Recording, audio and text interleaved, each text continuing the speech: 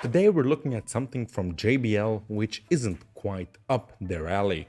They're very well known for their professional audio equipment, of course, and in the last few years even more so with their Bluetooth portable speakers, with which they really conquered the world, and to be entirely honest, they have truly solidified their place in every home. But today we're not looking at a Bluetooth product, far from it actually. We're not even looking at an output device, but quite the opposite. We're looking at the JBL Quantum Stream microphone. It has to be said that this is not the first microphone that JBL has on the market. They have many microphones in their portable headsets, they have microphones in their JBL Quantum gaming headsets, of course. But this is their first standalone desktop microphone that is priced at around 100 euros or dollars depending on the market you're in. Inside of the box we may find the braided USB power cable that has a USB-C connector on one end and a USB-A connector on the other. We have warranty labels, warnings, a quick start guide and a safety sheet as is usual these days, as well as the product itself that is neatly wrapped in a nicely recyclable, not plastic container, which is nice to see some environmental awareness from JBL. The stream is quite small when compared to other products on the market. For example, HyperX's Cloudcast microphone is twice bigger, but does that necessarily mean that it's worse, especially given JBL's quality audio history?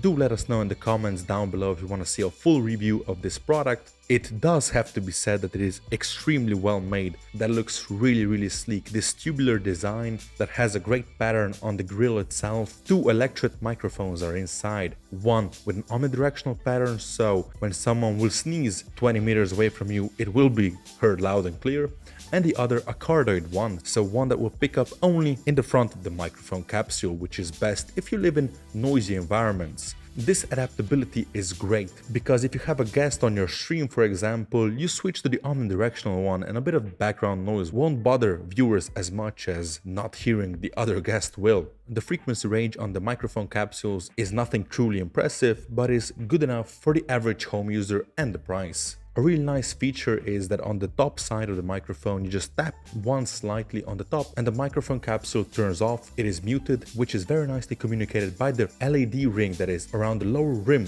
of the stream microphone.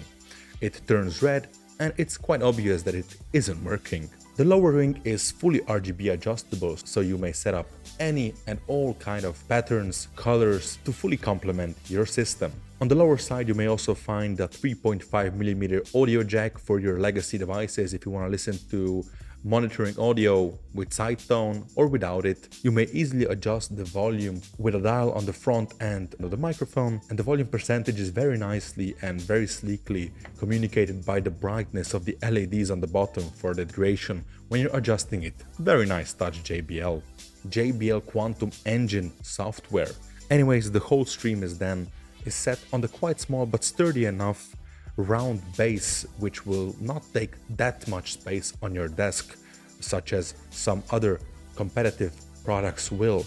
And if you have a monitor arm, you can easily screw this off and put it on a microphone stand. Of course, we have to mention that given it's a USB product, it is these days supported by all major consoles, all PCs and operating systems, so it should be plug and play, ready to roll. But even better with the JBL Quantum Engine software. Anyways, this has been it as far as this quick unboxing and first look video of the JBL Quantum Stream goes. As said before, if you want to see a full review, do let us know down in the comments and we'll produce a full in-depth review of the product.